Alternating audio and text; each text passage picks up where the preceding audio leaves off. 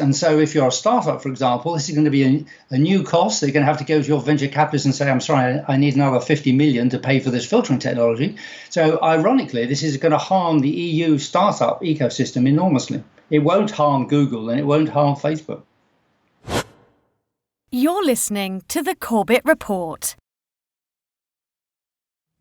Welcome, friends. James Corbett here, CorbettReport.com, in a conversation that's being recorded on the 23rd of July, 2019. And today we're going to be talking to a new guest here on the Corbett Report, Glyn Moody, who is a writer, a blogger, a commentator, a thinker on openness, the commons, copyright, patents, and digital rights, and related issues. He often writes for TechDirt.com, and we'll be talking about one of his TechDirt articles right now. But he is perhaps most adequately accessed at twitter.com/Glyn Moody. I will, of course, put those links in the show notes for people who are interested in following them. Glyn, thank you very much for joining us today. Pleasure. Today we're going to be talking about a TechDirt article that you wrote for TechDirt last week, specifically EU looking to regulate everything online and to make sites proactively remove material, which starts by noting that one of the reasons that TechDirt and many others fought so hard against the worst ideas of the EU copyright directive is that it was clearly the thin end of the wedge. If things like upload filters and the imposition of intermediary liability become widely implemented as the result of legal requirements in the field of copyright, it would only be a matter of time before they were extended to other domains. Netspolitik has obtained a 7-page European Commission paper sketching ideas for a new EU Digital Services Act that suggests doing exactly that. An ominous little piece of information coming out here, but let's set the context for people who might not know about it. I did talk about the EU Copyright Directive at the time that it was passing, but just set that context for us. What is the EU Copyright Directive and why is it important? So the EU Copyright Directive was designed to update copyright for the digital age, is how it was presented, which actually was a good idea because it certainly needed updating. Unfortunately, as is often the case, the copyright industry managed to influence a large number of the politicians involved and turned it into an instrument for essentially regaining control of the internet, because in many ways the copyright industry has hated the internet for the way that it's opened up things that, you and me can just publish information, whereas in the past they were the gatekeepers. And so what they've been trying to do for the last 20 years is really regain control. And the Copyright Directive, unfortunately, is a big step towards doing that. And the principal part that is the problem is what was called Article 13 and has now been renamed as Article 17, which essentially, despite the fact that it hides it, requires larger sites to use upload filters for material which members of the public want to place on some kind of server. And what's really quite appalling is the way that this was sold as definitely not involving upload filters. And then once it was passed, the politician said, well, actually, it does involve upload filters. So it's one of the most deceitful pieces of legislation that we've seen in many years. And the really worrying thing is that when you have upload filters, the only way to do it is to use automatic upload filters, because if you look at the vast volumes of material being put online, it is impossible for a human to do this. So you have to have algorithms. And as we increasingly know, algorithms are very fallible. So they're going to make mistakes. And because they're companies, they will always err on the side of caution, which means that when in doubt, you just block it. So there's going to be a lot of legal material that is blocked by these filters purely because the company doesn't want to take the chance. So that will radically change the freedom that you and I have to upload material and indeed the entire nature of the internet.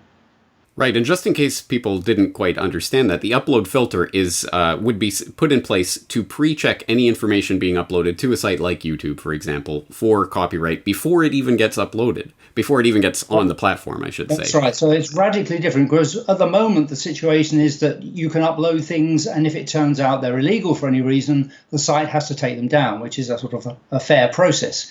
But as you rightly say, this turns that on its head by requiring sites basically to pre-filter everything that goes up. And that's a radical change for the internet. And because it's happening in the background, we wouldn't even know when the mistakes were being made. So it's a really, really bad step. Now, what sorts of sites would that apply to? Obviously, something like YouTube where you're uploading videos, but what other kinds of sites where people are uploading information? Okay, so perhaps I'll just clarify for your viewers that this is what's called a directive. And that's a special kind of law within the European Union that requires every national government to pass local laws implementing it. What that means is that we're actually going to get 27 or possibly 28 different versions of this law around the European Union. So to answer your question, it's quite hard because it depends how the Spanish government or the Italian government or the German government decide to implement this law. So it's going to be a complete mess for a start. But in theory, it was just going to be the larger companies, as you rightly say, things like Google's YouTube, Facebook and such like. The irony there is that most of them are already carrying out their own filtering. So for them, this isn't a problem. What is going to be a problem is for the little EU companies that currently don't filter and may have to start filtering at great expense. And so if you're a startup, for example, this is going to be a new cost. They're going to have to go to your venture capitalist and say, I'm sorry, I need another 50 million to pay for this filtering technology. So ironically, this is going to harm the EU startup ecosystem enormously. It won't harm Google and it won't harm Facebook. Exactly. Well, you say ironically, but in fact, that is exactly what I've been talking about for the past year. Regulation is going to cement the monopoly of these giants because they are already complying and have the ability to comply. The startups do not have the ability to do this. So that's right, because the politicians haven't really understood this business about scale. They have a very sort of old-fashioned idea about legislation, and they don't understand. As you say, Google and Facebook are, in some sense, so far beyond what the law can impose on them. They just don't care. Or lobbyists are running the show and politicians are dancing to their tune. Either way, yeah. So let's talk about the EU Digital Services Act. How does that change, or this proposal, how does that change the That's right. So it's important to emphasize that this is just a discussion document. So it's not a formal proposal, and there's no suggestion that they are looking to do this with certainty. However, the ideas that it contains are sufficiently worrying that I and others have been sounding the alarm about it. And so it's a 7-page document which was created within the European Commission, which is one of the main arms of the European Union, the one that drives the legislation. So the fact that it comes from there is worrying for a start. And what it does, it essentially floats a whole bunch of ideas saying, we could do this, we could do that, which is fair enough. That's what they should be doing. What's troubling is that all of the ideas are essentially moving in the same direction as the Article 13, Article 17 of the Copyright Directive in terms of trying to impose an obligation on sites to pre-filter everything. And that it wants to turn on its head the current legislation of something called the E-Commerce Directive from 2000, which says that if you're a site and somebody puts something up on your site that's illegal, it's not your problem until somebody tells you about it, in which case you must take it down. This would turn it around and say, even if you had nothing to do with that content, it is your problem. So you had better filter it out before it even gets on the site, or we will sue you anyway. So that turning around of the responsibility is the worrying thing that's at the heart of this document. Right. So the e-commerce directive is a sort of equivalent of the U.S. Digital Millennium Copyright Act? That's part of it. There are other things implemented in other directives, but you're right that's. But the safe harbor provision is.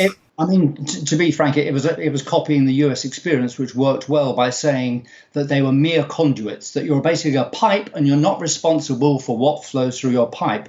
The new paper we have says the pipe is responsible for its contents. And that's clearly a radical change, and one which, again, will be impossible for smaller companies to cope with.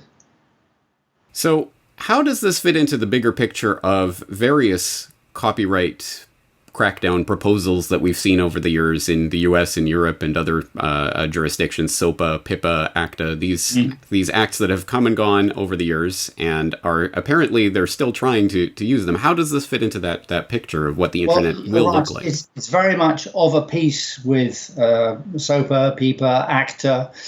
These are all different attempts by the publishing industry, the recording industry, the film industry to reassert control over what appears online. They basically want to be able to say what gets put online. And the way now they're currently trying to do that is through these filters, which will be like the copyright police.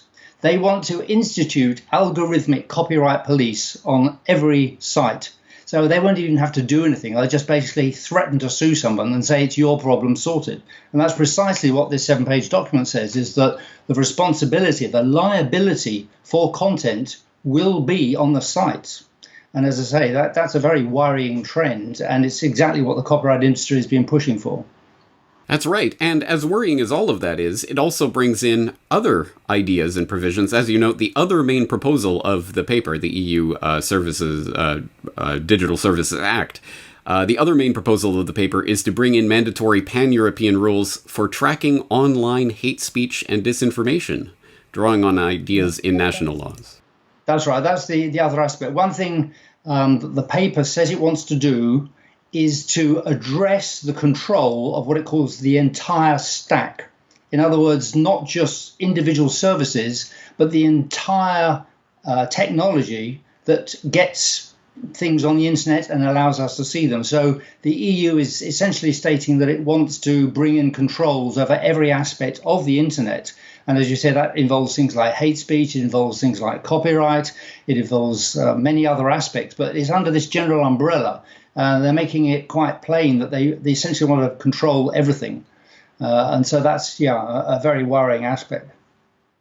Perhaps a leading question here, but if you were in a position to want to stifle or suppress the free flow of information online, could you think of a better way to do it than under the guise of copyright legislation and directives like this that try to impose these types of filters?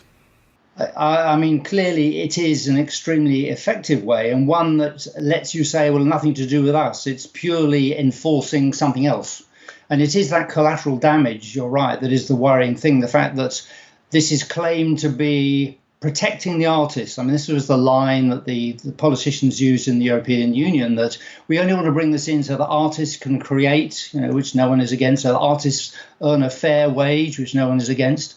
But it's the collateral damage of the fact that, for example, things like parodies or the other ways of using content legally, although they wouldn't be banned, it's the grey areas that algorithms can't cope with. And it's worth remembering that many copyright cases end up at the top courts, with the Supreme Court in America or the European Union Court of Justice, where you have multiple top judges spending days, if not weeks, trying to decide these questions. These laws will require a computer program to decide on the spot in microseconds.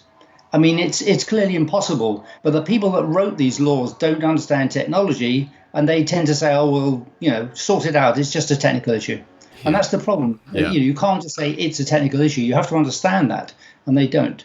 I would very much like the audience out there that thinks this is just some sort of discussion about some sort of abstract copyright law to really understand this goes to the very heart of what it is I do as a journalist who is attempting to get information from different sources and quote different things that I'm seeing online. This is the type of thing that can potentially stop that from happening. If I'm not allowed to quote this source because, well, that would be copyright breach. Well, it isn't really, because it's fair use because of reporting. But if there's upload filters, well, that will never see the light of day. And people like myself will be squeezed out, whereas the big news organizations will be allowed to proliferate. So So let's steer this conversation to an interesting tweet that I saw you make recently in regards to a story about a text and data mining center that's opening up in Delhi that's going to be taking in millions of scientific papers in order so that scientists can use software to add text and data mine those articles for various purposes. But they're not allowed to read those articles, because of course that's a big no-no. That would be breaking copyright. But they're setting up algorithms to sort through these, which goes to show at least part of the absurdity of this situation. And it would be almost a laughing matter if it wasn't so serious. For example, we know that this is what ultimately led to Aaron Swartz being prosecuted and ultimately his suicide and death, because of the ridiculous imposition of the attempt to control information that is embedded in these laws. And in fact, you expressed that in your tweet where you said, perfect demonstration of how copyright stops people accessing and creating knowledge. Time to abolish it. A bold statement. So let's hear your take. I think it's important to put copyright in context. I mean, in fact, as usual, we Brits are to blame because we formalised the first kind of modern copyright law in 1710, the Statute of Queen Anne. And that worked well enough at the time. But the problem is we're still using that. We're using 18th century laws for 21st century technology. And the 18th century laws are based on the idea that knowledge is scarce and that books are scarce, and therefore you must protect them. Whereas we now know on the internet, knowledge is not scarce and information is not scarce. And so to apply the laws of scarcity to something that can be copied infinitely necessarily causes problems. And things like as you mentioned, the text and data mining, we are being stopped from discovering new drugs. We're being stopped from discovering new medical treatments that could save thousands of lives because of copyright. So copyright is no longer arguably spreading knowledge, encouraging knowledge, but it's actually an obstacle to knowledge.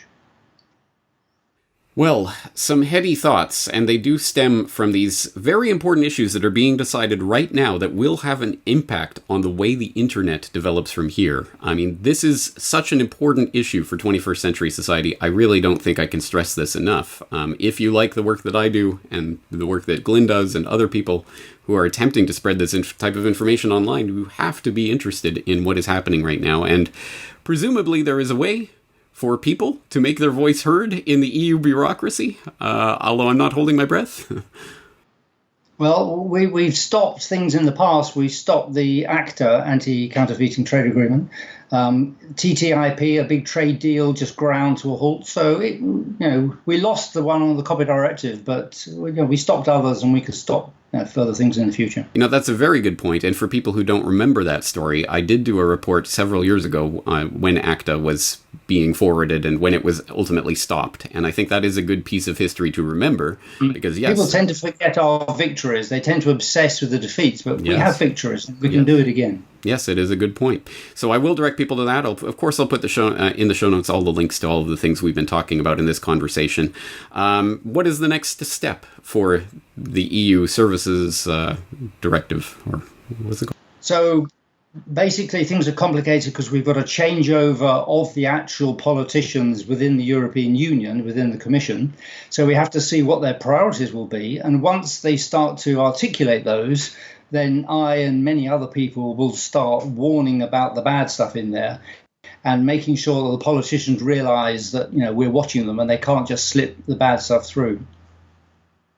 All right. Well, I will be watching your reporting, and we'll have you back on if and when there's important developments that the audience needs to know about. Once again, the article we're talking about today, EU looking to regulate everything online and to make sites proactively remove material, available at TechDirt, and Glyn's writing is available at twitter.com/Glyn Moody. The links will be in the show notes. Glyn Moody, thank you for your time today. Pleasure.